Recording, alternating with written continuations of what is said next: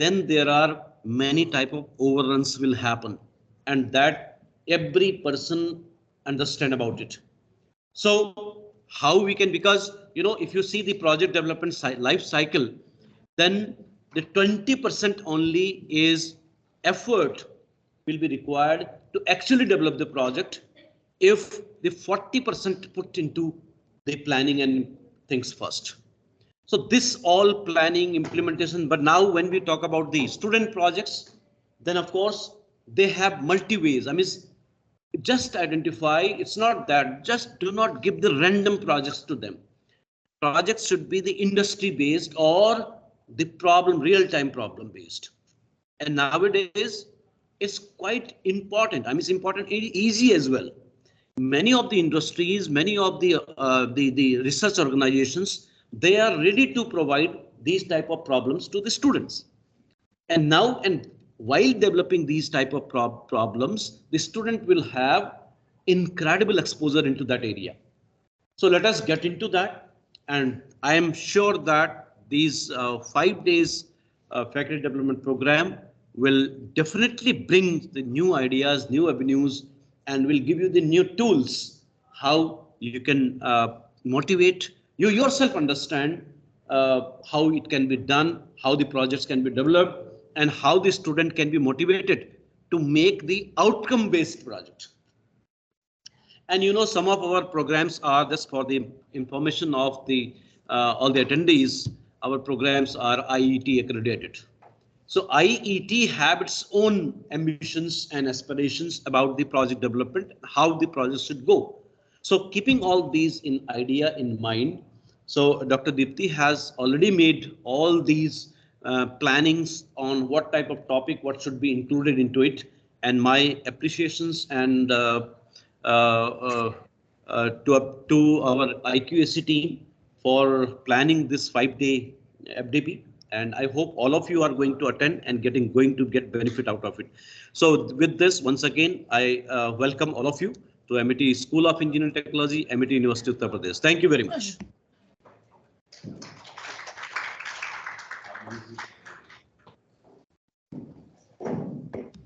Thank you, sir, for your wonderful introduction to the FDP.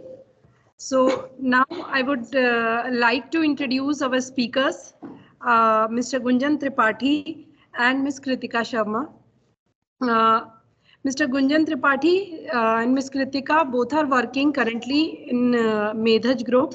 𝐒𝐻𝐧 Group consulting company, 𝐒𝐻𝐧 Techno Concept Private Limited, is #1 infrastructure consulting and IT company working across the country in 28 states. 𝐒𝐻𝐧 was also awarded first prize in services sector 3rd time by Prime Minister Shri Narendra Modi ji last year. So now I would like to introduce Mr. Gunjan Tripathi, who is currently working as director with 𝐒𝐻𝐧 Group. He is an engineer from BHU and MBA from SPJIMR and was managing director at Accenture prior to joining 𝐒𝐻𝐧 in 2012. He has been he is having a truly global career with he has worked in 17 countries in companies like General Electric, Fidelity Investments, Tata Steel and HCL Technologies in various sector leadership positions. Along with him, we have Ms. Kritika Sharma, who is currently working as General Manager, Strategic Consulting with the 𝐒𝐻𝐧 Group. She is an electrical engineer with over 14 years of extensive and varied consulting experience in domestic and international assignments. She has been associated with 𝐒𝐻𝐧 since 2009 and has been a crucial cornerstone of the company, contributing to its expansion and diversification across multiple industries.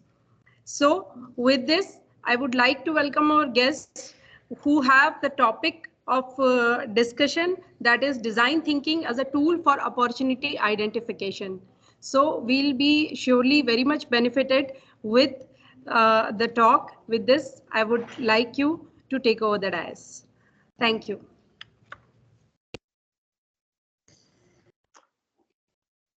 Okay, so I can get started. Yes, sir. Okay. Thank you, ma'am. Respected Dr. M.K. Pandey, uh, Director, ASCT, Dr. Deepthi Malhotra, Head Accreditation. Deepthi and I have grown together. We were classmates from class 1 to 12. So today's session is going to be difficult for me because I can do anything but bluff. And all the faculty participants of FDP and all the organizers of the session, and my colleague Kritika, who has been with 𝐻𝐳 since day one. And my association with Amity is very special, and gratitude to Amity, gratitude to Dr. Deepthi for thinking about me for this opportunity, because my both kids are Amityans. One is an ex-Amitian, she is pursuing engineering, and son is still in class 10th. So we all come somewhere under the brand Amity, and that makes this session very special for us, for me, but in person. And today's topic is design thinking as a tool for opportunity identification. And frankly, design thinking, we'll come to the topic. And but today's session was a bit more challenging because we are going to address the faculty, and addressing the students. We would have gone to the last level of detail and more detailed session, but it is different. I mean, we are part of faculty development program, and we are not from the education sector. Education was my first passion. When I was pursuing my engineering, I always used to think I'll become a professor. And so we can do the screen sharing. Kritika, you can connect the presentation so that we move alongside.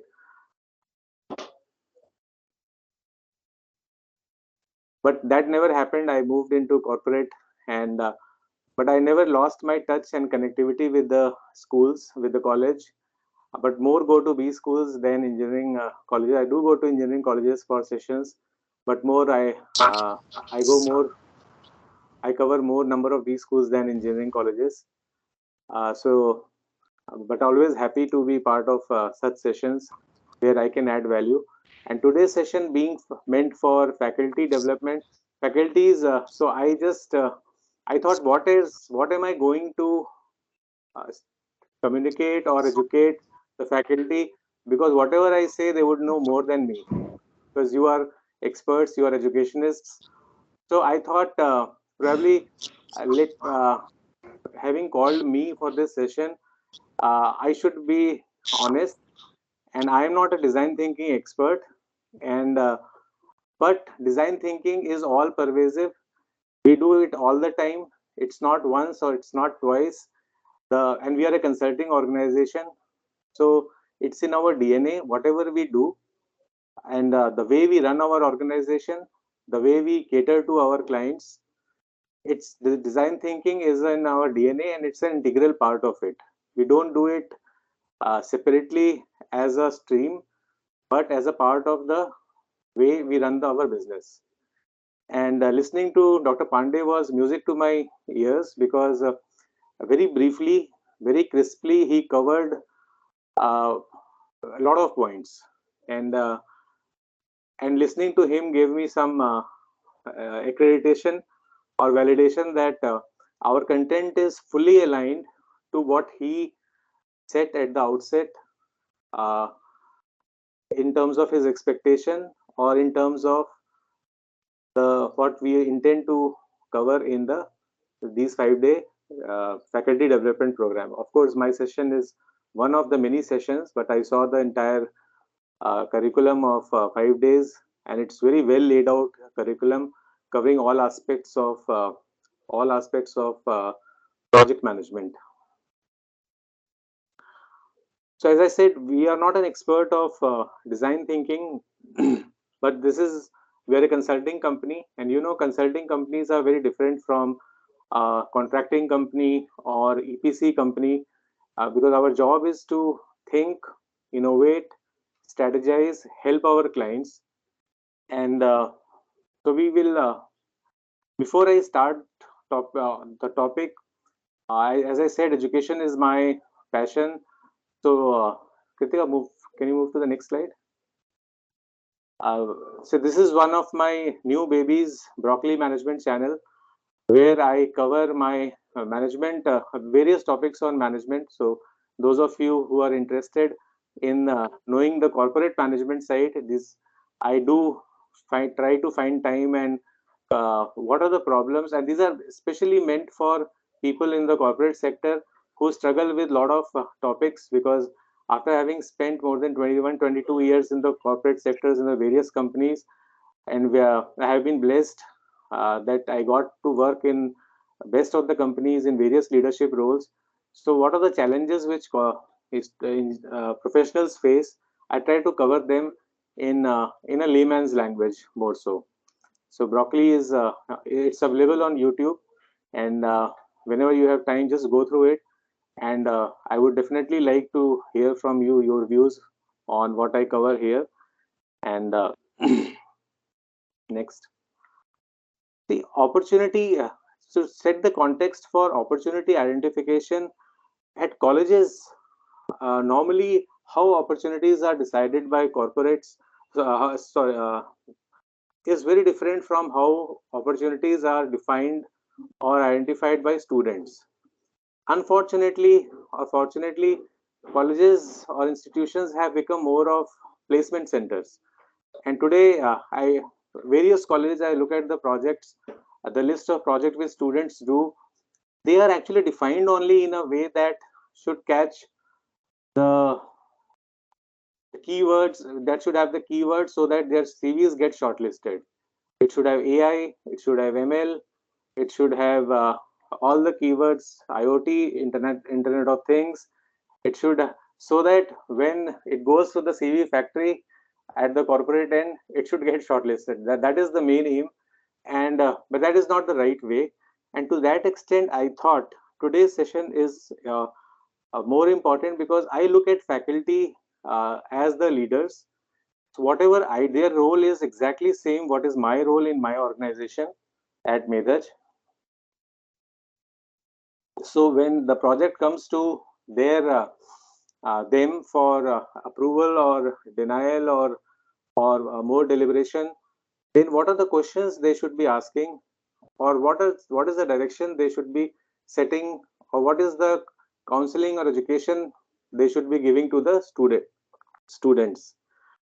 But student triggers, if you ask, it's the placement, or maybe in some cases it's entrepreneurial interest, because some people come from the family business, so they are more interested in their setups. So they have very specific interests. Then college in-house projects, and they can be created by with some inputs from today's session also. And for the opportunity, the way I look at this, to set the context, opportunities are right in front of you, and opportunities, this previous one. And in fact, with there's a favor. Go back, Kritika, go back.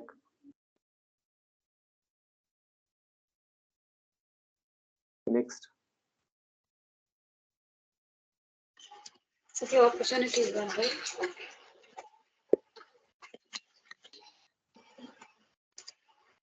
So basically, there is a saying that for you to have one good opportunity, you should have a large number of opportunities in front of you, and that to that extent, opportunities are right in front of you.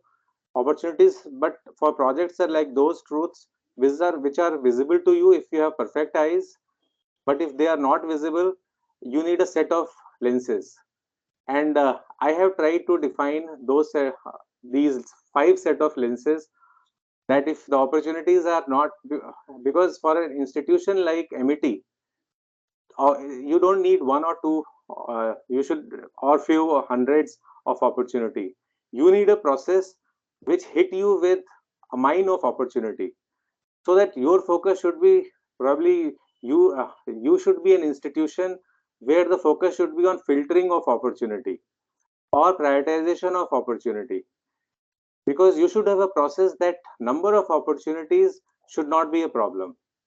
So first lens is a small story, which storytelling time, which I wanted to say, touch in this session. A king wanted his prince to learn the art of sword fighting from best institute, and so say the institute was Amity Institute of Sword Fighting. So he sends his prince to that institute, Gurukul. He went to Gurukul, and it was a 1 year program. And the prince started. He got him admitted there, and after 3 months, he thought, "Let me go and check the status for how much he has learned." And when he went there, he found that he said, "What is? Have you started fighting?" He said, "I have not even seen the sword. So they just make me run, run, run. They just make me do some physical exercise." He said, "Okay, maybe they will start now." After 6 months, he went again. Same as he said, they do all kind of weird things, but I have not yet seen a sword. There has not been any discussion on sword fighting, and they just sometimes they will put water when I'm coming down the stairs. They will pour water on me. They will throw snake on me, and I have to just protect myself. The king was amazed that I have sent to the best institute of sword fighting. 6 months have gone, only 6 months are left, and he has not yet started. But anyways, he said, "I'll come after 1 year only." And when the course got completed, there was a championship trophy through which they used to get graduation degree. And Prince fought, was a participant in the sword fighting competition. He got the first prize, and the way he knew all the tricks, and then later he realized that actual sword fighting was taught in last 1 month only.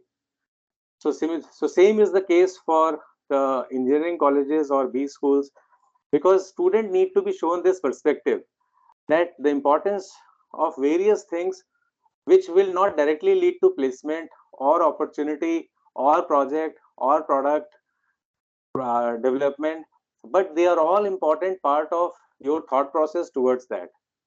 For example, when I was actually thinking about my content for this session, I was thinking for an MET like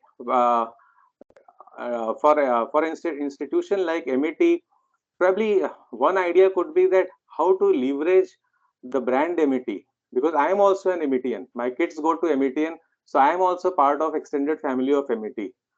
Does MET have a methodology to connect to one big MET family and rope in all the, because all of you, us people like us whose kids go to MET, they are all your resources.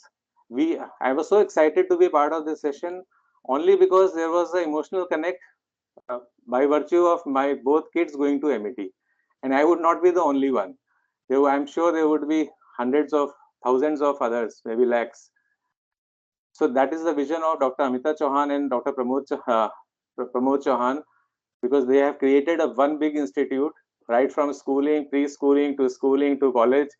And has anyone thought about creating that one big network and leveraging that network? Probably ASCT Noida should be doing it. Think of the situation where you do this. But this will happen only once faculty is sensitized or students are sensitized about the importance of networking, about the importance of taking pride in the brand which you carry. It is, sorry, just one sec.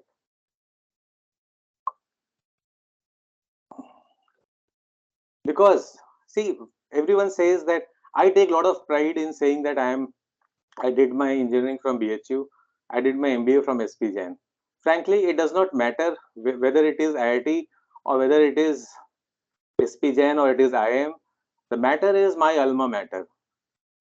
So the importance of making the students feel pride in the brand which they will carry throughout their life is most important. So because once you start thinking, your horizons get widened, and you don't think only in terms of one opportunity. Then you think in terms of leveraging whatever resources you have around you and create a mine of opportunity. Opportunities fall in place once you do the right things. The importance of networking. importance of personal brand building, importance of being present on the social media, leveraging social media in the right way. So these are all different traits of Talwarbaji which were taught to that prince in the first 11 months, and the actual project identification happened in the only 12th month. So I thought it's important that the story is told to build that perspective, because that is what I teach my senior leaders in my organization, and I somewhere would have learned it from some of my superiors, some of my seniors in my career, and the role of faculty here is exactly same as my role, which is there in my organization. So I just wanted to treat this as first lens. Is every faculty doing it with their students? This whole art of telling them the importance of all the skills, and not just being focused on placement project to start with. Second is big picture, small picture. It is very, and this becomes very important because design thinking or opportunity identification is all about your big picture, small picture. I'm so amazed with Dr. Amita Chauhan because she had such a big empire of education, and in fact, you won't believe that 2 months, 3 months back, I mean, she is chairman of the Amity. She's the biggest or the person in the Amity group. And my son gets a call from Dr. Amita Chauhan, and for one of the things which had caught the attention of a good thing only, because he is known for his nasty things also. He's a naughty kid, but some of his good things got attention up to Dr. Amita Chauhan, and she called him at our residence, and he went to meet her also. I thought such a big organization, such a big empire, and she is able to, she has some process through which she is able to connect to the student, one individual student of one school, one branch of one school, and school is not their only business. School, they are into university also. So how bad, and she's running the entire education uh, business into multiple sectors: Amity Institute of Competitive Exam, Amity University, Noida, Gurgaon, various colleges, various schools. So she is managing a small picture as well as big picture. Similarly, I go back to my example of leveraging one big brand of Amity family, big family, how to leverage that in terms of project. I, so toggling between small picture and big picture is very important, and that is what is needed to be taught right from the first semester, so that by the time second semester or third semester comes, because Dr. Pandey talked about multiple interdisciplinary projects, and those kind contribution, a role of industry in participating those projects, and that does not happen in one day or one night or only with one interaction with an industry. In fact, whosoever does internship under me or in my organization, we definitely, in fact, by virtue of being a consulting company, we get a lot of good talent from global institute also, because a lot of people, especially MBAs, are more keen towards consulting assignments, and we work for World Bank, ADB, these multilateral agencies also. So we end up working on very high-end strategy consulting, very meaty, very juicy projects on which a lot of good students are interested in. So and they, for them, though, while we have to very neatly scope out the project, but I do ensure that people end up talking to the end client, because that is the core of design thinking. We'll come to that design thinking also. Uh, so, so let's come to the third lens. So first lens was that storytelling, talwarbaji or sword fighting. Second was about big picture, small picture, and third is what are the various tenets of a successful uh, project. So frankly, the project is a very small picture. Even for that matter, project to product cycle is also, I consider this to be a very small picture only, maybe slightly bigger than the small picture. But that is the whole, what are the key tenets of the entire product life cycle are 5 things. And it all starts with idea. And so is the case with the design thinking also. Because what is the idea on which the entire project or product or the entire building is based on? Then second is project, which is what this FDP is meant to talk more about. So I've shown project as small p, and third is the capital P, which is the product. But because at the end of the day, Uber is a product, P&G came with a lot of beauty products. A lot of these successful products, somewhere they are result of design thinking only. But how did they? Someone actually conceptualized or had a vision about that product, but not every product becomes a successful product. Some become a failed product also. So I have kept that as a separate product. While everyone thinks big about the product when it is in a vision state, but at the end of the day only the fate is decided whether it's a successful product or not, and then it's the user experience. So these are the 5 things, and this is like chicken or egg situation. You can't decide which comes first. Unfortunately, today's focus in the engineering institutes, I'm not talking about Amity, it's about everywhere. It's in the best of the institutes across India, across world. In fact, one of the global universities, top rank, they were in touch with me for the intern for an internship project, and they were also talking on the same line. So my question was, you have gone to an Ivy League college, and frankly, I would have expected a better level of discussion with you when you are looking for an internship opportunity, and you are also talking about individual specific skill based discussion in terms of project. But but that is the unfortunate part, that students only think in terms of those keywords which should somehow get included in their CV as a result of participating in these projects. And that is where the role of faculty comes into play, that howsoever small discussion students want, small as in smaller in scope, you have to push them to do the discussion to a higher level.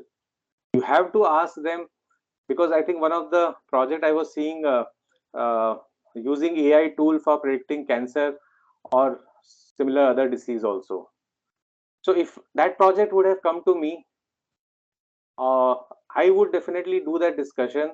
That is this the first? Obviously, this is not the first time someone is going to be making tool. Even if because one of the challenges which universities face, which I have encountered in such sessions, that industries also, they don't share the details of that project with the universities or the colleges. So what do universities or college do? So maybe I give a project, my organization gives a very narrowly scoped project to Amity, and what can you do?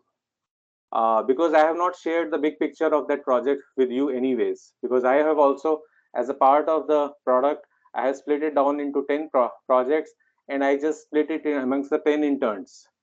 So how can I expect that intern to have a big picture when I myself have not shared that small picture, that big picture with the students or the faculty or that institute? So the answer to that question, if I were a faculty, nothing stops you as a leader, you as a faculty, to still probe that, get that probing done by the institute. Say, for example, from the cancer project only, that if the project is identifying, sorry, is my voice clear? Yes. Am I okay? So if in that cancer project or in that disease project only, when you are actually using AI or using some technology to identify, predict, the questions you should ask is this have a new project? If not, what are the existing products already available? How is it your product going to be different from them? And if you have not done that research, go back, do that research, and then come back to me that, and how many users you have talked about. I'm sure in design thinking, one example is quoted everywhere, that Procter and Gamble, when they lot of, because see, a lot of these successful projects are a result of very structured, very focused design thinking exercises only. And one of the key activity of design thinking is spend as much time as possible in talking to users, in observing, not only talking, observing user experience, user behavior. So a lot of these design thinkers, you will find them spending time in malls, at the retail outlets, doing nothing but just observing us, that what are the questions they asked, what is the thought process which is going into the end consumer. And then they realized, they had such a big revelation that most of their projects, skincare products, were around wrinkle free for the 50 plus age group.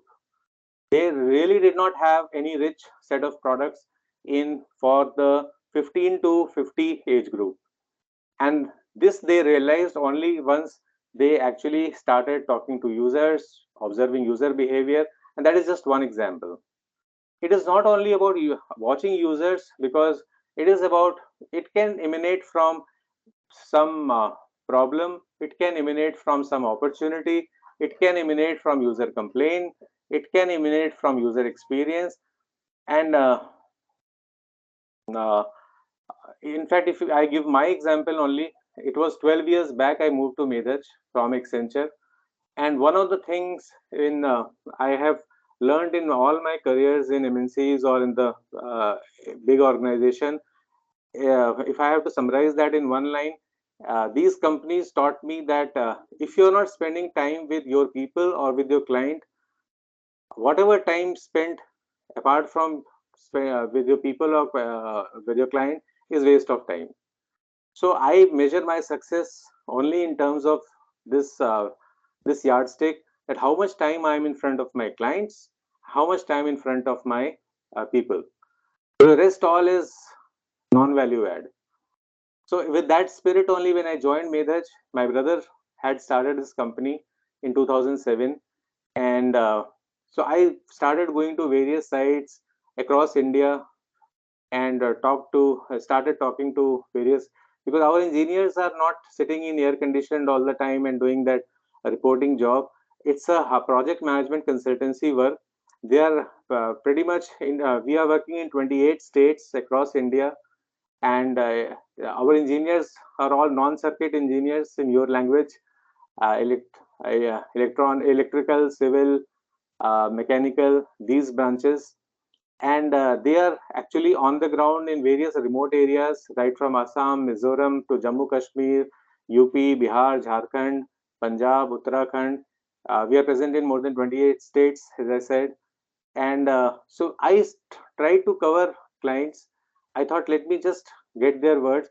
And one of the things, to my surprise, that one of the feedback which I got was that your people don't go to remote sites. I mean, we have hired your engineers as consultant to do the supervision work of the actual work which is being done by the contractors. They are our eyes and ears, and though they don't even go to the working sites. So I thought, what? How am I going to control this now? Sitting in Delhi or Lucknow or big cities, uh, because these guys are really very remote. And at that time, only Uber had come. So that concept of Uber was so new that after every trip you used to get a fancy map where all you had gone. And immediately I just asked my in-house IT team to start developing that a tool which can actually get loaded in the form of an app in everyone's mobile. And sitting in Delhi, we can actually track any engineer across the country. And we developed that tool, we call it Medhavi. We branded it as Medhavi. And in fact, today such tools are very common, but we were one of the pioneers. In fact, that time when we were nominated for Prime Minister Award, that was one of the tools, because no project management company was using it. That was our brainchild. And but somewhere, if you really ask me who gave me that idea, client only gave me that idea. If I had not gone to spoken to the clients, I would have never come to know that the biggest problem of our clients from our engineers is that they are not going to the site. So that is the beauty, that is the root of that product. That is why every time you will talk to a uh, design consultant, he will definitely say, bore you to till death, till in about talking to the user, about the user experience, because everything, every small or big concept, your suggestion will come from that only. Then I continued with my journey of talking to my clients in various form or the other, and then, as I said, that uh, this experience, this input can come from anywhere. So one of the problem over a period of time I faced, that these are young engineers coming from very humble background, or coming from all kind of background for that matter, and so to blackmail a company, they will just go away with a laptop. So I said, how do I handle that? Because laptop has all the data, client data. Then I thought, okay, this is the problem, that all the data is lying in the laptop, and the engineer just absconds from the site, and the site is one of the remotest village of Mizoram. There is hardly you can do anything about it. So how about making that data, your process to be data agnostic? And we created an app, thanks to the 3G, 4G, I mean, improving our telecom infrastructure. And whatever, we created an app where whatever data they were inputting in the app, it was all coming to our, obviously uploaded to cloud, and we had absolutely no dependence on his or her laptop in the site, for the at least for the data purpose. And so whatever was, in fact, we just further built on that, or that data, auto using some AI and machine learning tools. We actually got very state of the art dashboard making apps, and converted that data into analytics. So that problem became an opportunity for us to improve us as a consulting organization. But frankly, if I looked at it only as creation of an app to monitor the project, that would have been fully injustice to the idea, which was, I mean, I could have come up with some app which would not have really solved the purpose, solved the business problem which we had in our hand. So that is why I said, you as a faculty or as a leader in your organization, in your institute, you have to think and keep pushing your students. If they are talking more around project, you have to move them to the user experience, idea, product, success. So okay, when it becomes a product, uh, what are the traits of a successful product, and how your product can become a failed product? Because then you will make them think in the right direction. So this is what I have shown, that idea, when a product development process becomes a product. And Kritika, move to the next slide. This is an interesting slide, because normally we always think about project to product conversion in the institute, but and I think Dr. Pandey beautifully mentioned that in his address, the same point which I'm just narrating again through a slide, that there are a lot of factors which makes it as a successful product or a failed product. Because product needs funding, it needs a go-to-market strategy, which basically means what is your marketing plan, how are you approaching market, how are you approaching the shelf space, if it is a consumer fast FMCG product, or if it is an intellectual product, how are you moving to the mind space of your consumers? Then how does so what are the key success factors for that product, and how is the quality perceived by your client? And then even if the quality is very high, even if it is there in the social media, and you have spent good amount of investors money on the advertisements, and good amount of funding you have got, uh, competitiveness, is it still competitive? Because competitiveness is very different from the quality of the product. your product may be a very high quality product, but it may still not be competitive. Example is all Chinese products, because they are very competitive, they are cheap, but they are not all very high. I mean, with all due respect to the respective manufacturers, but they are not meant for they are not known for the quality. So between that framework of quality, cost, and delivery, you have to work, and you have to make your product a successful product. And then you must be thinking it's some copy paste error. I just wanted, if you want to guess, uh, what exactly is this factor called, where you see the two movie stars pictures on the, which factor is this as a key success factor? Any guesses?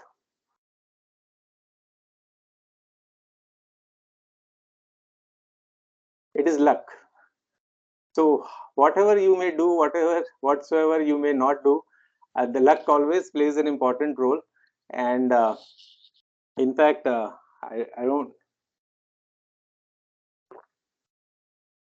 One of the areas where we have interest, because our founder, Dr. Sameer Tripathi, who started this company, has deep interest in astrology, and he is known to be an ace astrologer. And in the country, he does not do it for any professional purpose, but he does a lot of research.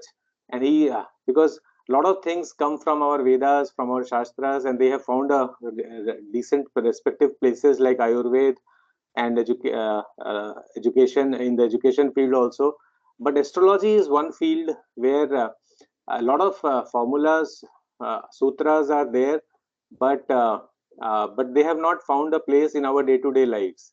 So it is, in fact, I was speaking to Honorable Governor of UP, and we had a talk with a lot of senior Chief Minister of UP also, and various leadership people in the leadership position.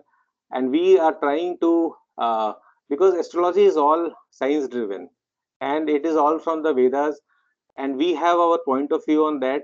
And in fact, uh, we believe that astrology is for course correction.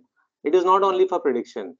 And a lot of people associate unnecessarily, because they don't understand it fully, with the superstition and all. There's nothing. There is it's pure science. A lot of hardcore concepts of quantum physics and maths have gone into it. And in fact, earlier I was planning to do this session physically, so I had a plan to give this diary to all the faculty. As you can see it, this is 2024 diary, and there is this is unique. You will not find this diary across the globe, because it is based on the Hora. Hora is in English, the similar concept is hour. So every hour there is a planet which is governing that hour, and there is a concept. Kritika is an expert on that because she follows astrology more, uh, which in the classes which our CMD holds. So so uh, so we are, the point here is that we are actually, as an organization, are developing an AI based tool to capture the mathematical part of astrology into a tool which can make life, which can help the students and the others, every individual, to take their decisions in a better way, in a more scientific way. And so obviously the tool is under preparation.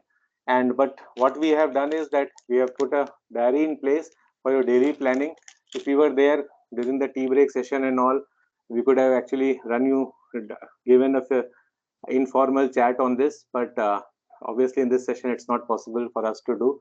But the idea of including this here is was that design thinking, the scope is just unlimited. You can do it anywhere. And what we, as a consulting company, we are not only doing, we are also trying to do it in a very usual and unusual way. Kritika, next. So finally, successful product, we talked about it. And so this is corporate view of successful product, because on the just to summarize, the corporates or in the organization, it starts from the idea, the design of a product or user experience, and then a product is visualized, and then that is broken down into projects. Unfortunately, not for all the reasons under your control. I think in the institution still the journey starts completely from the other side, from the project, and then you extrapolate it to a product, that how it can be converted into a product. It will never be a successful journey till the time you do it both ways. Even if due to some constraints, because you have been given a small part of project by a corporate, or student has perceived it, you have to push the students to think at least on these lines, so that their thinking is complete, and we can in fact the, in this time it was not possible, but we did have a look at some of the list of projects, and Kritika and I were deliberating that if we were the faculty, what would have been the questions we would have asked, or what is the coaching or counseling we would have given. But in a nutshell, I think I have covered the theory part of it, that it has to be, you have to make students think around user experience, product, idea, and even if it does not, it has not come from the organization which has asked you to do to do that project, they will appreciate that thinking. I remember when I had got the summers in Procter and Gamble in my B school, I had just 3 days, but I had my project title, and I had done so much of research on that particular topic, that when I went there, uh, I had literally I had prepared my own white paper and presented to the management there, and they were literally surprised that we have not even given you a formal brief of the project. We just have given you a title, and you are actually come back with 70 or 80% uh, of the report itself. Because that is not what they had expected. So the idea is not to blow my own trumpet here. The idea is about coaching the role of the faculty, that yes, even if you have the limited information, the student should do this thinking around each and every project, connected to go beyond what is expected, and definitely they will develop an insight. Definitely they will come up with something which, when and this is what corporates are really looking for. Because for me it is so every year, whosoever does internship with us, it's so easy to compare the performance, because at times we students think that what will be liked by the company, what will not be liked by the, it is just the initiative, it is just the extra mile, it is just the extra thinking which has gone by the student into the project on in some direction, even if the direction is not correct. So that is where, and I think the framework which I have given, the lenses which I have given, is a good starting point for students to work on these lines, and they will definitely, they are definitely going to make a difference in the project. Role of faculty, and the fifth lens is role of faculty or leader, which I think I have covered adequately. But just a good brief example I will give. I conducted a recent session on why do products fail, or why do projects fail, and I did a brainstorming session. I called my top 20 people of my organization. We have 3,000 people across the company, and we had a session here at Lucknow. We had called all our top 50 performers. So in that, one of the topic was to do a brainstorming session, and I was amazed to see the points coming from that 20 people in a room, because there was no, I was just thinking that these guys know it all. When they are left free to for the discussion, there is nothing new which I would have added in that project. It means that the young engineers, the young professionals, it is not the knowledge which is lacking, it is just the direction. And then I, in fact, jokingly I said, I cracked the joke with them. The essence, I will not crack that joke and in a virtual media, but the essence of that joke was that when you know it all, why don't you implement in the products and projects which you are given? So similarly, when you do that, probably it is very much possible for faculties to do similar brainstorming sessions on with the students, and I'm sure some better results will come from there. So, so that was about me, about the 5 lenses, because I thought without setting these context of 5 lenses on the design thinking, did we miss one slide? The design thinking. Go back.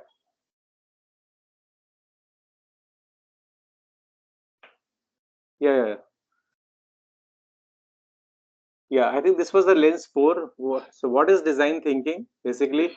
Because uh, in my entire rest of the 4 points, it somewhere it did get covered, that it starts with the empathizing with the client, or capturing the user experience, then defining it, and then ideating it, and define the problem, and then I generate ideas. What are the potential solution?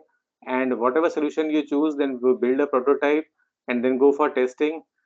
I don't think this is a training session on design thinking as such.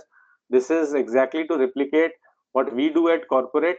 I just wanted to spend more time on sharing that, and I will hand over to Kratika to talk more at a project level. How do we take it forward to the next level at a project? How do, once we have those things in place, how we build the project, with some more examples. Thank you, sir. Thank you, everyone, for giving me an opportunity to share my views on this very interesting topic, which can help the faculties and therein the students to actually convert their projects into product. So I'll continue from this slide. I'll just like to throw more light on this, on perspective of design thinking. That what is the problem statement basically? What exactly is happening, and what I understood is a problem why the projects are not getting converted into products. So the thing about design thinking, the 6 principles are there and everyone knows that. But the problem is that we try jumping the process. We generally, as sir had mentioned, that user experience is very important. So you need to empathize with the user, understand what exactly is their problem, and do not jump to the idea immediately. For example, maybe if there is an old age home which is to be constructed, and you quickly think that okay, there should be a ramp constructed for the old age people, but then did you actually give it a thought that the old age people who actually are going to stay there, they're quite fit and they might not use that ramp. So this is a very simple example. So people generally tend to jump directly from empathize to ideate. So because this is a non-linear process, but you need to follow a process. Like you have to empathize, you have to ideate, put up the problem statement is the key role, and that is the foundation of any successful product, if I would say. And when the problem statement is defined, then the thing is that we need to see whether this problem statement is defining what is required today, and what is your future expectation, what are the gaps, and the solution is there. It should be very precise and specific, not like. And then you need to keep into consideration that in future, will there be a revision required in the problem statement? So you have to be slightly futuristic also in whatever problem statement the students are putting up. So when, like, my perspective is like when the students come up, because I've been an engineering student, so 14 years back when I was in college.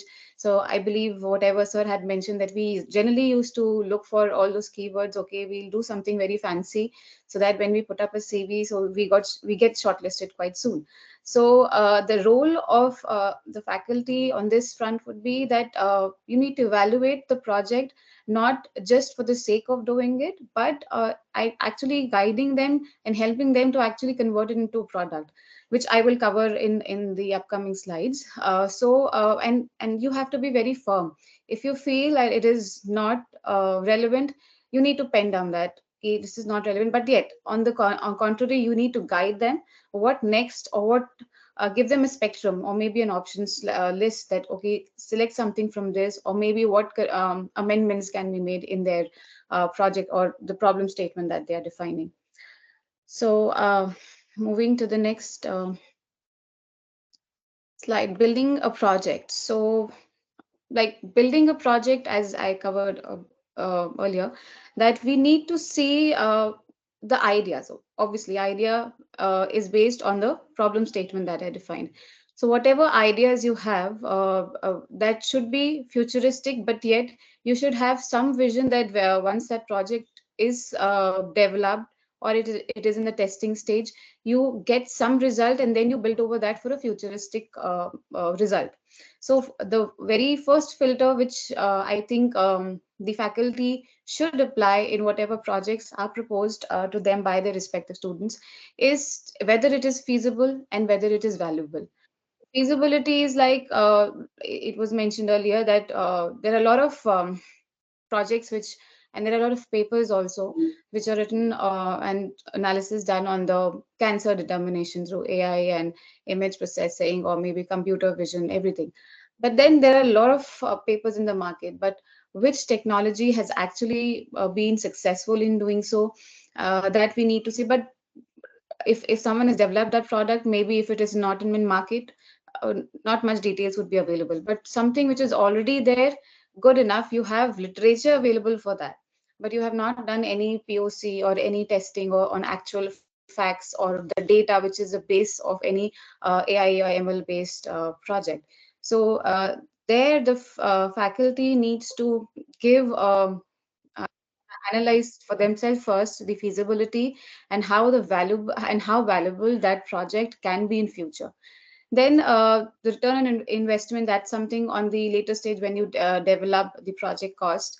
And then which I think Dr. Pandey also had mentioned about the real time problem statements and problems which are there. So this is very essential, which I could relate with this point which I had mentioned, that do you have a platform for a pilot project? So when you have a futuristic thing like detecting cancer or something, are you in touch with any do you have anyone in your acquaintance from the medical background, or maybe an oncologist who can actually guide you? Because building an AI project needs an industry expert. Industry expert can be anyone in your family, your friends, or the teachers, the faculty members, anyone. But you need to have someone, because Google, you can just find a lot of data on the internet, but and then end up getting confused. So getting a practical problem statement and giving a practical solution is what will lead a strong foundation for a successful product. So that's very important, that when the projects are shortlisted, then you need to see that because I know we go for industrial training also in our engineering course. So in that due course, whether those, like if in third year they have done certain industrial training, try to guide them in correlating something to which they have already done, so that they have a background and they have some expert with whom they have already engaged themselves, and whom they can reach out for an industrial as an industry expert and for their perspective. So and then because generally when we do internships or maybe the industrial um, training, then we build a good rapport with the people with whom we engage. So we can anyways request those people to share some data which is basically not confidential, or maybe which can help them. So that would give them a platform to actually whatever develop something which is concrete. It should not be just to build something on paper. It should be something which is built and then tested on real time data, which was mentioned.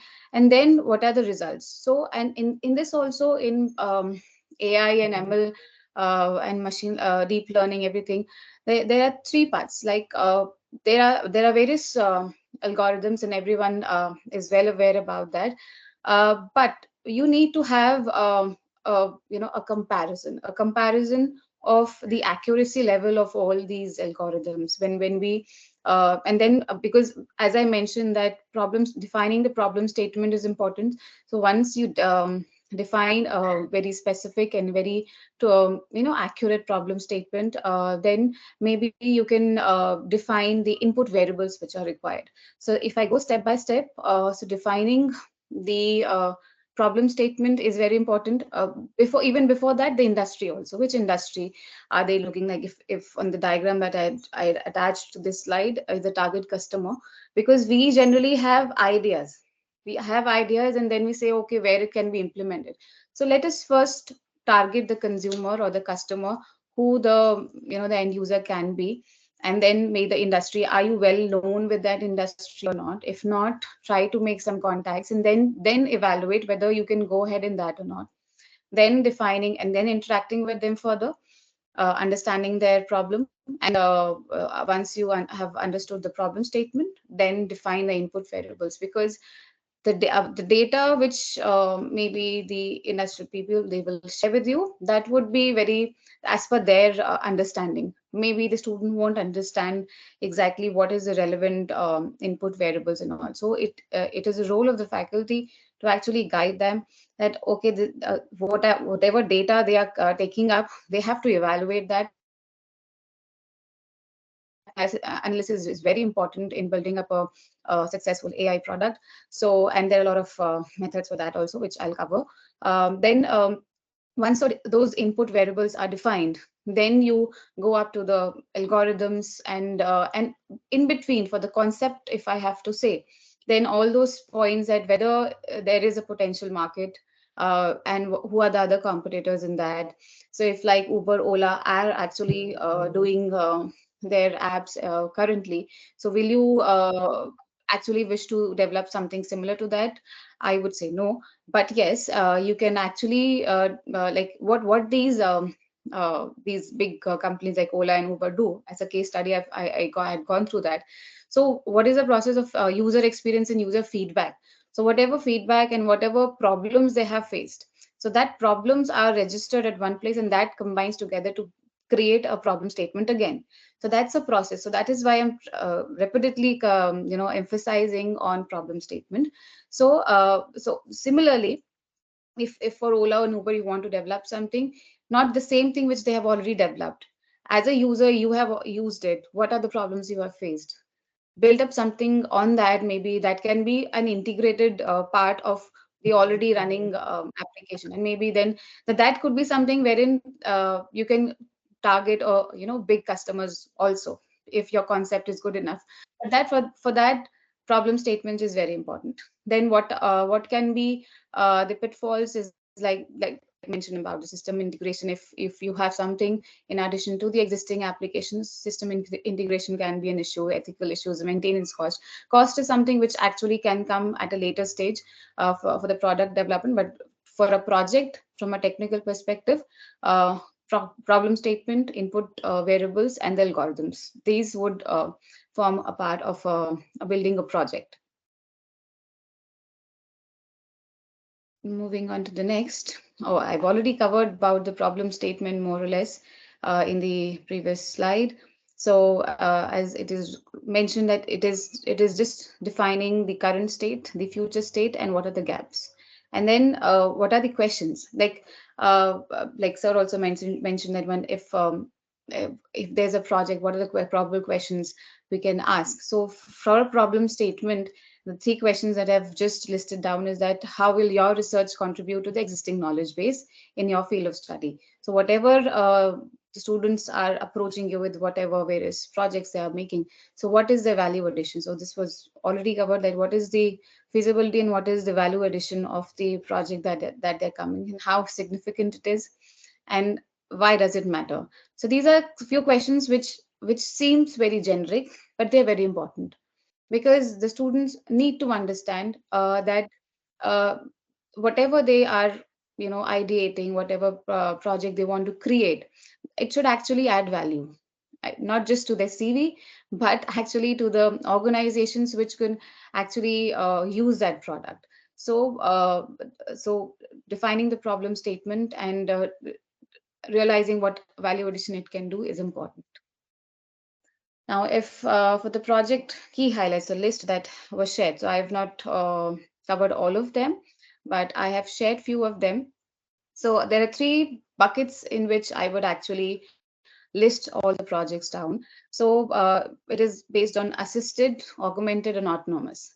So assisted applications are those applications which I mentioned right now about Uber and Ola, if you want to develop something over and above which is actually there in Ola and Uber, that would be an assisted application wherein whatever algorithms you use, maybe there are like as a Ola or Uber user, what I feel is there are a lot of time, like we get a tentative time which is less than 5 minutes, and then suddenly it increases. And that one problem which I think everyone faces is that when the driver denies to go and say that you cancel it, and we said that we'll not cancel it because we get a penalty for that cancellation of the ride after a specific time.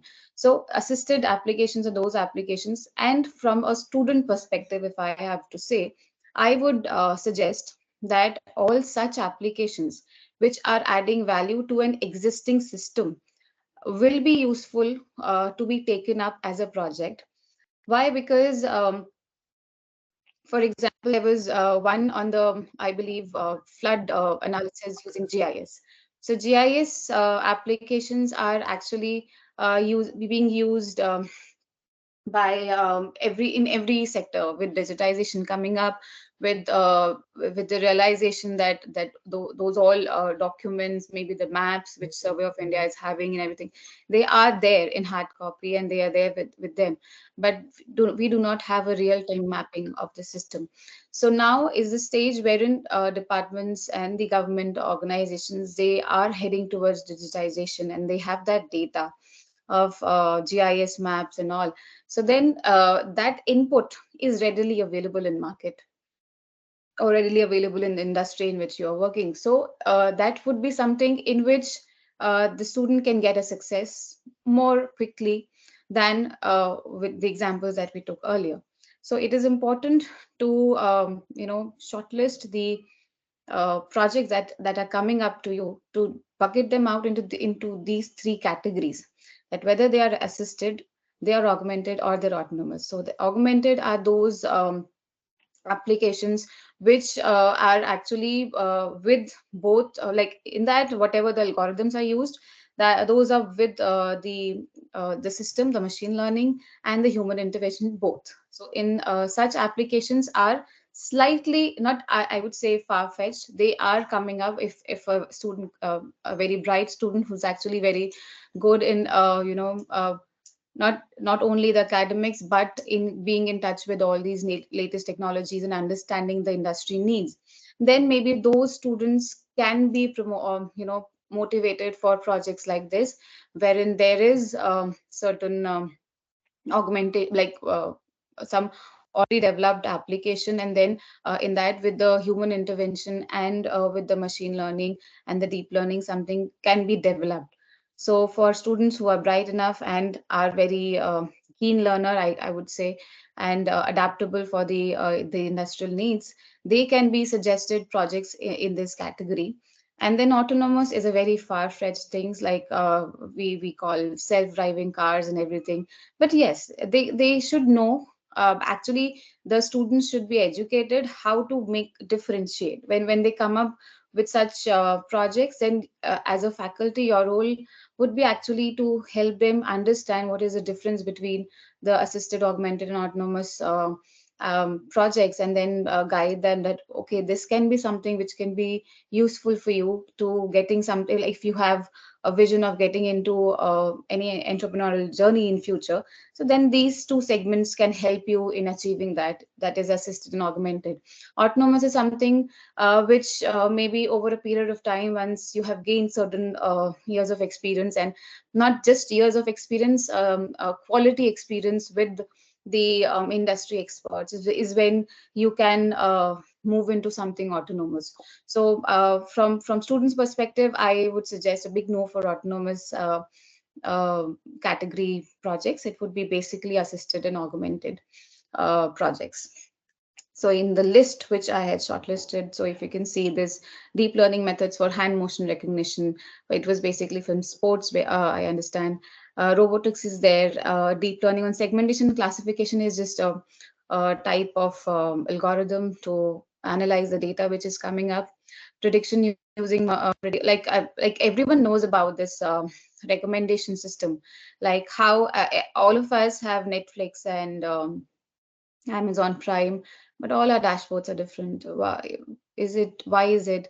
And everyone knows it's just because Netflix, Amazon Prime, they are using the recommendation system as algorithm to actually analyze which type of which genre of movies or maybe series we are watching. Then they that algorithm actually captures that data, and then when something similar to that comes up, you get a suggestion that Netflix is suggested for you. So this is how they are already working. So that is something which is that is augmented, because whatever it is depending on what I use, and then only the system can give me some recommendation. Then so these are the modeling approach that are generally used. So there are regression, classification, so supervised and unsupervised learning. So it is basically on the data that you are having, and what input variables you are defining. For example, on if you are analyzing, as I was mentioning about GIS and the cancer part also, the cancer detection would come under computer vision, because in that what exactly happens is that whenever whatever tests are conducted for cancer, and then all those reports is scanned, the system is actually trained. So the process is basically how the prediction is done in any AI ML based application is that we create the data, we do certain data analysis, which can be a classification, it can be clustering, it can be based on a correlation or decision tree. And then basically we divide the data. We take certain percentage of the data for training, and then certain percentage for testing. So then there's a correlation between the tested data and the trained data. So when the then the core, and then we see whether we call it as a correlation matrix in when we do the predictions, that how close is what we had what was the expected output, and what exactly has come up with this tested data and the trained data. So that is very important in building up an AI based algorithm. So these are various algorithms, I believe. It is more specific to the project that we'll be taking up. So now, secondly, where the role of the faculty comes in. So firstly is to define what type of projects are the students coming up with, and then the second would be what is this is a value complexity quadrant that I have drawn, that where do you feel that their product lies. So in terms of algorithms, which I just covered in the previous slide, so how do you think that the product that or the project that is being proposed, is it of high value, but yet it is it is complex. So if it is highly complex, so I then as a faculty I would say don't attempt that, because it is complex, and you never know whether it would be successful, it would fail. So it is better to try something with a medium complexity, not a very high complexity algorithm, wherein there are a lot of parts, like whatever algorithms I mentioned. You do PC analysis, you do regression also, then you have some neural networks also. So not very complicated. Maybe if a student comes up with a very complex project, what we can do is just segment them. Maybe you can take a part of that, because anyways, as a student, I understand when we go to a faculty with our ideas, we are very excited that we'll be praised. Okay, we have come up with a very fantastic idea, and we would get a go ahead on the first attempt itself. But it generally doesn't happen. So there are times in which I also said that you need to be firm enough to pen down those ideas which you feel cannot be converted into product. But yet, if they are coming up high complexity give some time, analyze from there, from because you as a faculty are having experience more than those students which are coming up to you, to check and then check what is the complexity. If there is a possibility that that complexity can be broken down, maybe there, like the cancer one, I don't know why I'm continuously mentioning about that cancer project, but because that actually took my attention. So in that there is a lot of complexity, and that's a very I would say a very generic approach. So to be very specific, if we can be very specific, I mentioned that problem statement should be very specific. And cancer is something, you know, it's huge. There are a lot of factors which have to be taken into consideration. So it's important that that complexity can be broken down. Maybe a part of that you feel is something which is of high value. The rest part can be, you know, you can disintegrate that algorithm or whatever that process flow that student has come up with, disintegrate it, and then find out which portion of that you feel is the high value, and then suggest the student that, okay, get rid of the other parts, and this is something which is important, and it can be beneficial in getting good results. Because see, it is important to discuss, or, you know, say no at the starting, rather than when they end up getting confused and being in all these high complex algorithms and they end up failing. So that's slightly disheartening for them, because they have put in that much effort. So it's important for all of you as faculty to guide them on the high complexity applications, disintegrate that, and propose them to go ahead with that. Similarly, I like low complexity. If it is of low complexity and yet is of high value, that's a go ahead anyways, because whatever project is to be converted into product, is it has to be a high value project. So my thumbs up for high value and low complexity. Then low value, I believe these two quadrants are not very important, but yes, these the third and the fourth quadrant are something. Fourth is totally, you know, from all perspective, but for the third quadrant, it is something when which I would say maybe for an organization like us, like we had this problem which Gunjan sir mentioned about people going and they're not reporting, and maybe they take their laptops along with them. So we say that okay, it is impacting our process. It is definitely impacting our process. It is a problem for us, but then it is an internal problem, an organizational problem which we want to solve in, and then that might be useful for some other organization, might not be. So it's a high value product for us, but it might not be a high value product for some other organization. So, and maybe then from industry to industry it may vary. So this is something which we cannot completely say no, but yes, this is something wherein slightly more work has to be done from the student and from the faculty in analyzing how maybe you can, you know, improve it from a lower value, whatever they have come up with. Maybe give some value addition, like I suggested for the Ola and Uber. What more can be added so that it comes to the second quadrant, wherein it becomes a high value project, yet with the same lower complexity. So as I mentioned, that business needs a user experience, which we've been talking about in this session. Business needs user experience, problem statement. They are very important. Technology should not be used just for the sake of technology.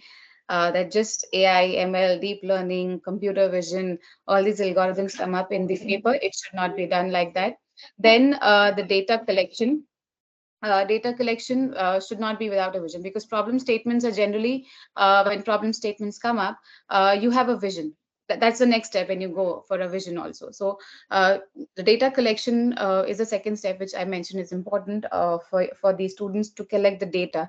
And data should not be something which is very difficult to get from the industry people. It should be something which is, you know, you get the low hanging fruits. So try focusing on those sectors, maybe those industries wherein the data collection is easier and you get real time data.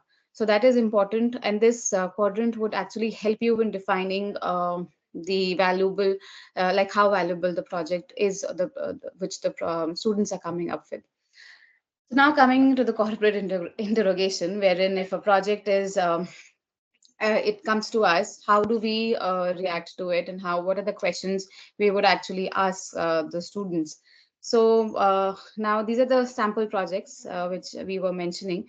So this is prediction of gases emission from automobiles, car, vehicles using machine learning techniques. So in this one, I would say um, this segment, this is a slightly easier one. Why? Because these like the end customer would be basically like the data from where you will get the student would get the data. It would be basically the car manufacturers, anyone, like if you have someone known or someone from specifically these POCs which are there. If you somehow get in touch, you like students, if you want to understand what are the parameters are there, and then so this is something which is achievable.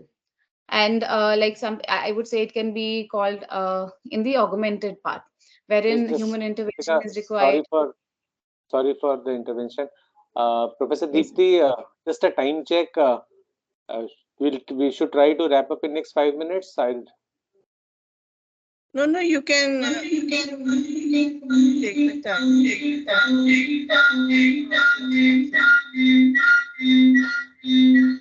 Sorry for the echo. Okay, so we can continue and take Yeah, maybe you 10. can continue.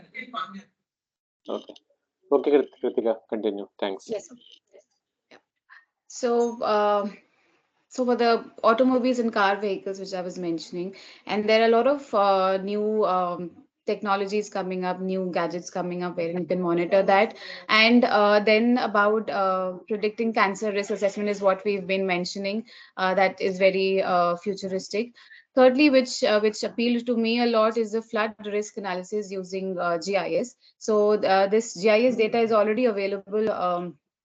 Everywhere, like it's not available as of date, but it is being done, the GIS mapping and everything. And then flood risk analysis would be then in that the students would actually need data from the climate control department as well, the weather forecast and everything. Then and then in whatever data is being collected, the history, the past history is very important to come up to a trend that is actually, the trend is what is actually used uh, to train the application that we are coming up with. Then secondly, design and implementation of augmented reality for surgery. This is something, again, a very futuristic thing. From a student perspective, I would feel it should be, it can be disintegrated, which I mentioned in the quadrant. It can be disintegrated in the complexity, because it is very, surgery or something is very complex thing. And what are the factors? I don't know if the student is covering all those factors in that or not. So in that, I would say disintegration is my proposal on that. Secondly, designing of the IoT-based wheelchair user fault detection system. This is something which is a go from my side. I would suggest these what the students which have approached for this project, they can actually visit maybe the old age home, or maybe a certain such type of hospital, something wherein like to understand basically this is something, the problem statement is well defined, but what would be the output, like you are I don't know if whatever details are mentioned in the paper or whatever project they're coming up, but what exactly is the output. So we have been talking about the as of now about what is the data required, how, what the algorithm can be used, everything, but what is the value, what is the output that is required. So I can see that, okay, fault detection can be tracked down, but what a value addition is doing, that is what has to be added in that. Then that this can be a wonderful project from my side. Then real time voice cloning and artificial intelligence. This is basically, I would say, more of a theoretical paper which would be there, because cloning and everything, for that, the test and train data would be huge. Requirement of the data would be huge. And so this project would actually come into maybe that autonomous category on a very futuristic thing. So here I would suggest if something a step ahead of, a step before that can be suggested to the respective student on that perspective, because when to train a data, an algorithm, whatever algorithm we make and train the application, a lot of data would be required, and that would be a very tedious one, and that would actually make this project a very high complexity project. So that, as I suggested, disintegration is something which I don't see in this. There is much scope of disintegration, but yes, maybe something else in this can be suggested to the respective students who have come up with this. So with these type of projects, if someone like us is approached or someone in the industry is approached, what are the questions we are going to ask? So like the first one I've mentioned is, how does your product solve the problem in hand? So that is the algorithm, but then what is the output?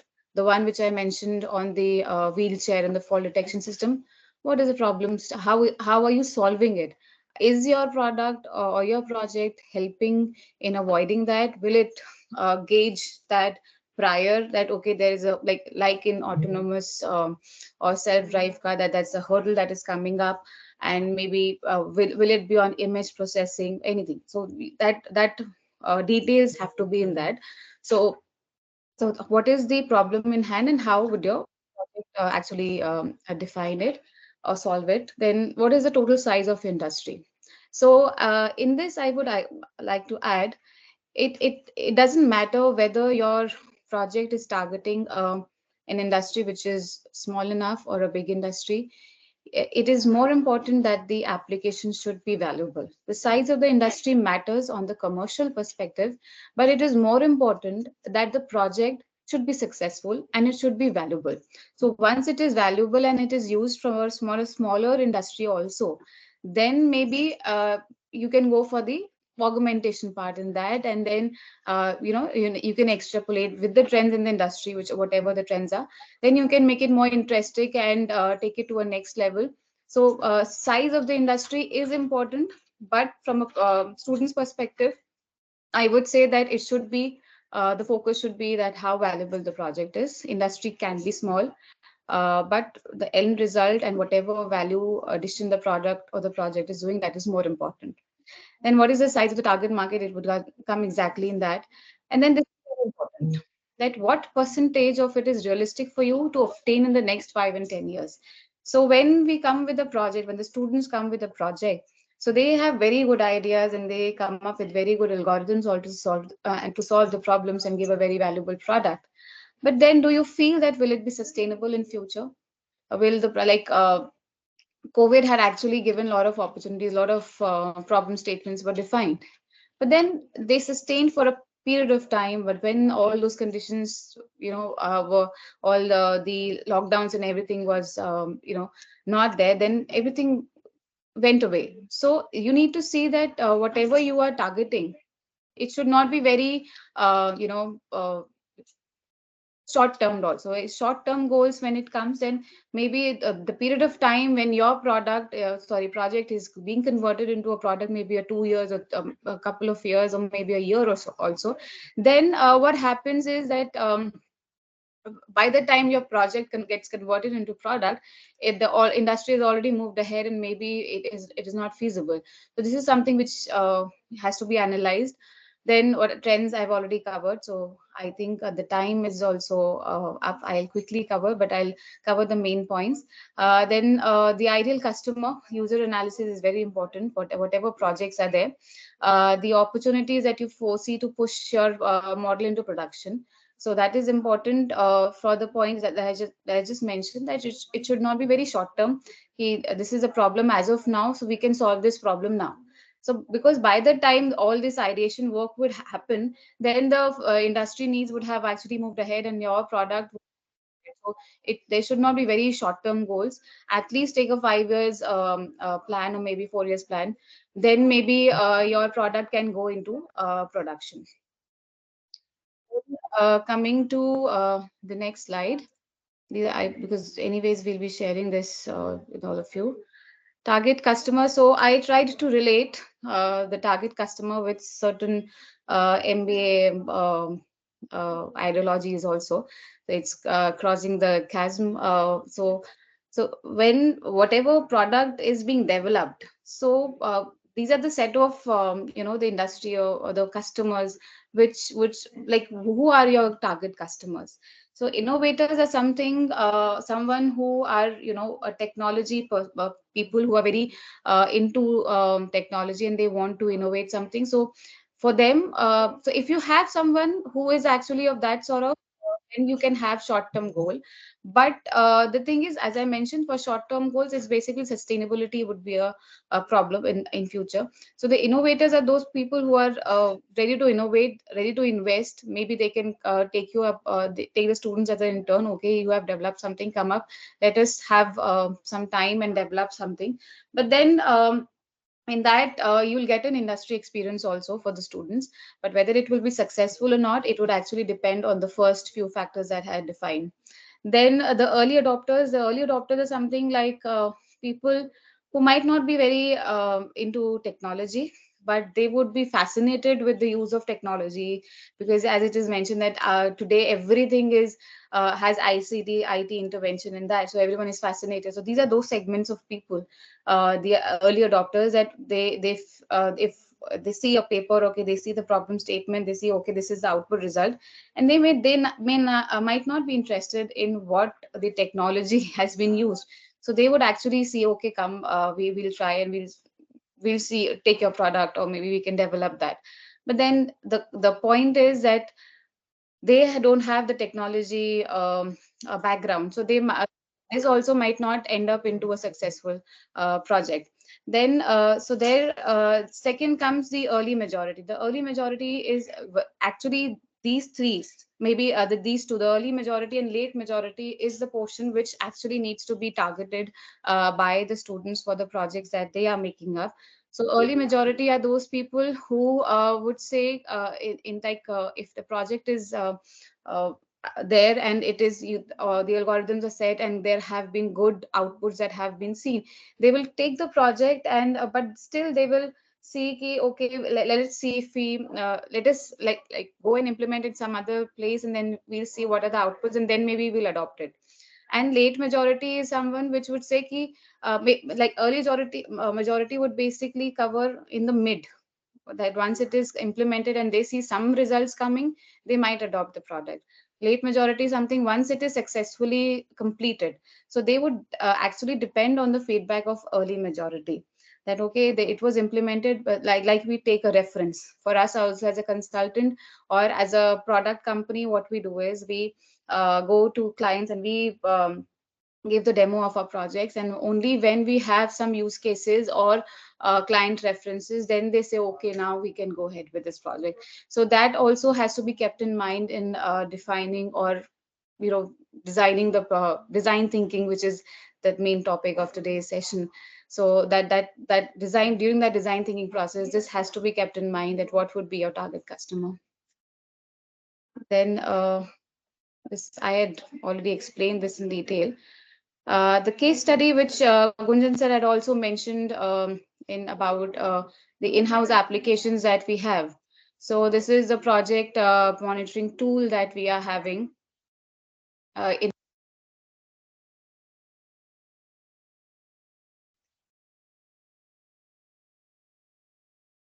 Sorry. So this is the project monitoring tool, the 𝐸𝐵𝐚𝐧𝐤𝐬, which we started off in actually tracking the the field engineers, where are they going, or what are they actually going. So problem statement in that was basically that the people were actually saying that we are going on field, but they were not actually going on field. So to actually click and to get the details actually where they are, so we had developed the tool of tracking their motion, and are they actually going on field or not. Then over and above that, we all created based on the problem statement, the data. We were not getting the data also. So 𝐸𝐵𝐚𝐧𝐤𝐬 was developed to actually capture the data. So they were having in our sector, when these people are going on field and capturing the data, survey data and the electrical network. So they have having hard copies and they were doing and then sending it to us. So that was a time taking process and the delayed information getting. So then we redefined that and we developed an app wherein they use a mobile app and then only from there itself they enter the data and we get it on real-time basis. So this was one application in-house that we developed. And to talk about slightly about the Astro part, the methods Astro and the Hora, which Gunjan sir had mentioned. So I actually had seen when this session started, the Hora, Hora is a word which is taken from the sorry, R is the word which is taken from the Sanskrit word Hora. So every hour of our day or Hora, it is ruled by a planet. So I believe we started off when we started off this session, it was moon's hora. So moon signifies emotions, and so maybe at that time we like when they started, and I think Dr. Pandey also started with when he inaugurated the session. So there was an emotion to actually he actually pinpoint the problem statement that okay, we are going you are doing a good job in the education system, but then now with ICT intervention, what is the need of the art, the pain area and the emotion is to actually help these students to get their project converted into a product. So that also we are developing, and there are, and that's a high complex project, I would say. But then we have an industry expert, our CMD, who Gunjan sir had mentioned that he has been studying and he has been guiding us, and I have also been attending his classes and following him, and we've got good results. So as a user, I am the user myself with the astrology insights and the predictions, or not exactly prediction, because we use it, we take it astrology and not for prediction, for correction. So when I am the user, I have the user experience, and problem statement is that today everyone is some or the other way, in some or the other problem, or they go to, all of us, we have this tendency to go to one astrologer, maybe a tarot card reader or a numerologist. We are going everywhere. But what if we learn it on our own self? So that was a problem statement. Defining that problem statement was make a astrology a lifestyle. So we are making astrology a lifestyle, and we have a user experience, we have the data, we have the industry expert with us. So we are developing something of high value and a high complexity application. So this was something which I wanted to focus on. And so after this, what the key takeaways, which I would say, like I've rightly given some feedback on the projects list that was shared, how the faculty can actually segregate, bucket out the projects in different categories, and based on the caliber of the students, then maybe suggest how to disintegrate the project if it is a high complex project. And from a future perspective, what we foresee is that we can maybe after this session, because this is specifically for design thinking on the faculty development program, so then we can propose an advanced course. Whatever feedback you have, we would be happy to take your feedback on whatever we have discussed and highlighted based on our experience, both on the industry perspective and the technology perspective.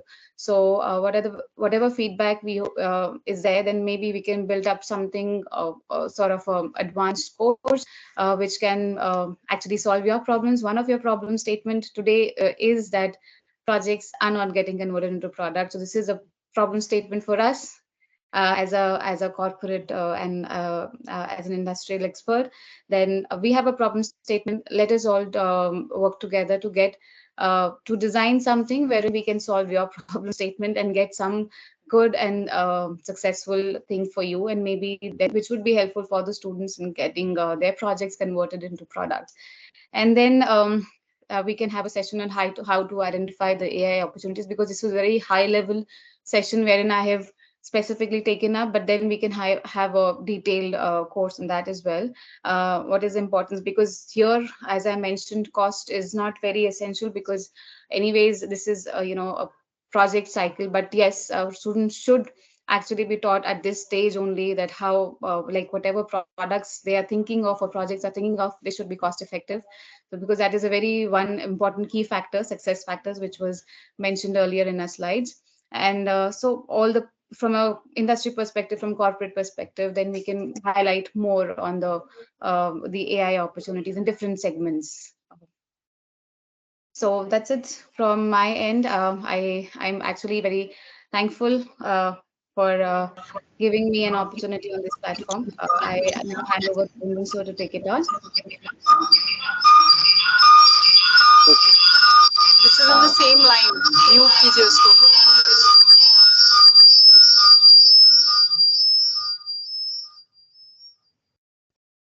Can I ask question?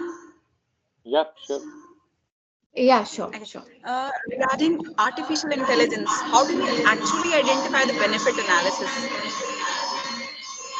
Is it more specific to the cost benefit analysis or on the, the value addition that the project is doing? No.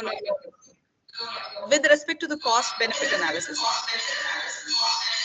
Cost benefit analysis, basically, see, it should actually fall into the cost should be, it can be higher also, but on a on a later stage, the return which the organization or the corporate or the industry which is getting, that should be high. So once that is high, because if I tell you the quadrant that I had shown on the value and the complexity, that's actually not a linear graph. It actually shoots up at a certain point of time. When you have reached a point wherein your product is valuable enough, then it can be exponential. So there are two components, basically, all of us know. There is one capex and there is one opex. So what is the capital cost involved and what are the operational cost? So if capital cost is also and operational cost is also high, that is something which is not which will not be called a feasible project. So on that perspective, and as I suggested, that we can have a detailed session on this also in our later, we can cover that in a later sessions. Okay. Just to add to that, I think that's a very complex topic, because it depends on project to project. Because most of the AI projects which are being worked upon today, every project is very different, and some are actually measured in terms. You have an opportunity cost also, an opportunity. So how to? There are tangible elements. There are intangible elements. There is an opportunity cost, and there is an opportunity loss also. So each product has to be understood completely, and then a format has to be the one size fits all. Does not typically work with the AI kind of products. Right.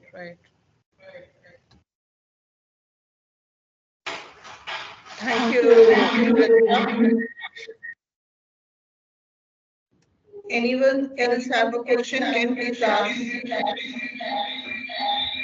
Yes, ma'am. I want to ask one question. So, is there any tool that the students can refer to evaluate their performance on the projects? Like if you feed something in that tools, the students feeds their feedback, or you can say their progress, then they can evaluate their self. Is there any tools available for that project evaluation kind of things? Yeah, there is an open source tool called KNIME. It's spelled as KNIME, KNIME. So that's an open source. K9. Yeah, KNIME. Yeah, I'll share the details. That's an open source Okay. platform wherein the algorithms, whatever the process flow is to be designed, the students can design and check the accuracy of the algorithms that they are suggesting. And it is very user friendly also. It's not very complex. I remember in my time, like when I was in an engineering college, we had MATLabs when we used to Yeah, create Matt. those Yeah. models. Mhm. Yeah, but now with the perspective of AI and all, so we have KNIME, which is an open source tool, which and a licensed version of that can also be purchased. But from initial and student perspective, I feel the open source, just limited version, is good enough for them to analyze their project. Okay. Thank you, ma'am. Thank you.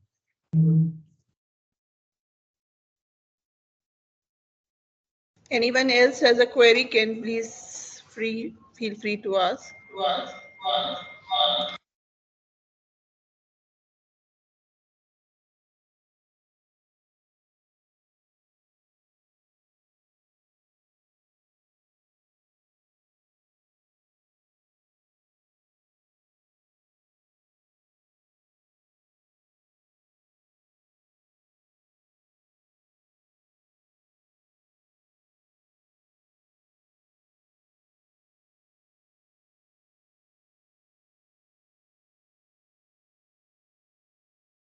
Yeah, if anyone has a query, please feel free to ask.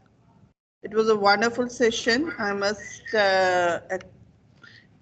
give really a big applause to both of them, and especially Kritika. She has taken care for going through the projects and done the complete homework for the same thing and make this session more like people can get connected that was our project and how it can be taken up in the future.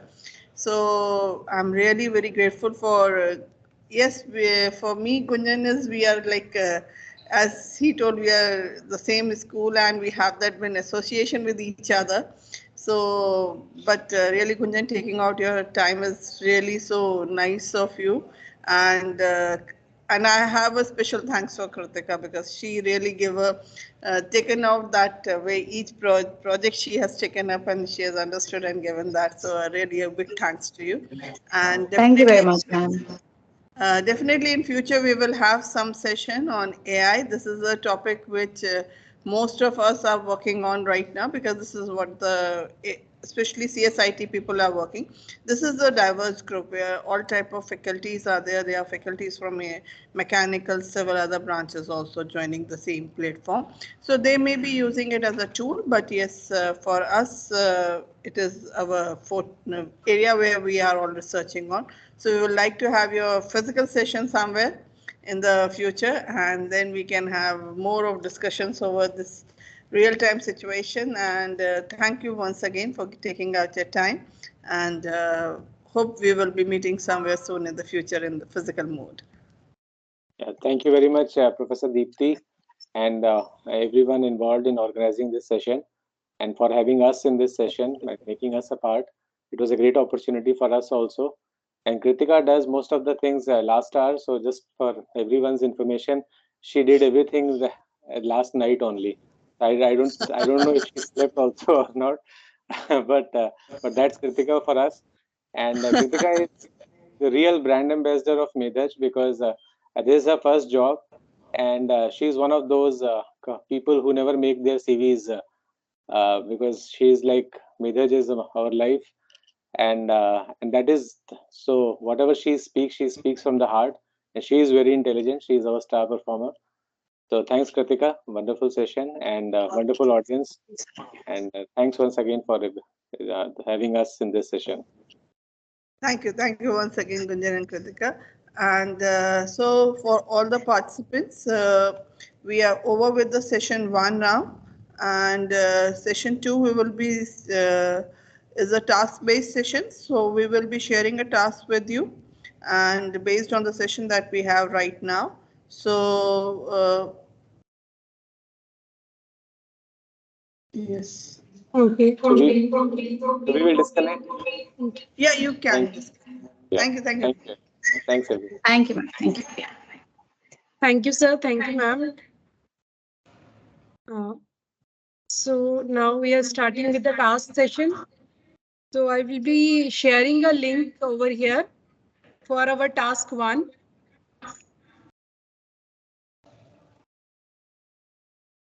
The task 1 is about the student projects that you have, or the projects that are already. So shall I go there, ma'am? Okay. Excuse me.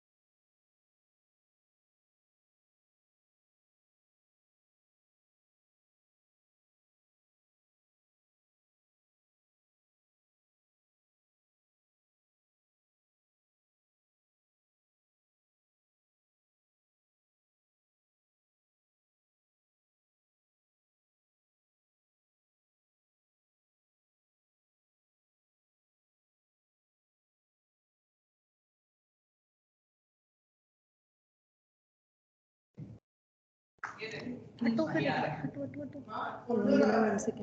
में link share कर दी फिर stop sharing करो ना फिर आप यहाँ से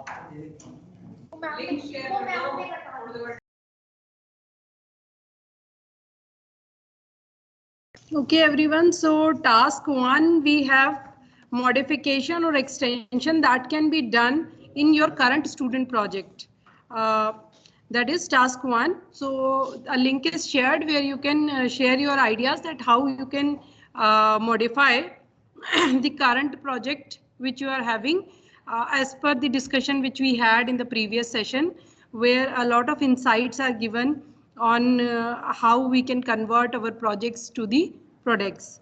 And the second task, or the task 1B, it is explore different hackathon, ideathons, platforms, and identify 2 problems in your domain that you can guide to your future students.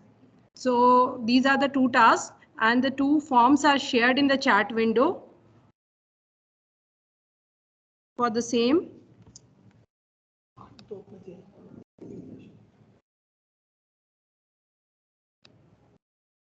May I request Anuranjana ma'am, please share the link. Okay, no, that is a PDF link. Okay, okay. Link. So that is a Google form where you can enter your ideas, and it is a time-bound form. It is task 2, task 1. No, both tasks are there. Task 2 is hackathon.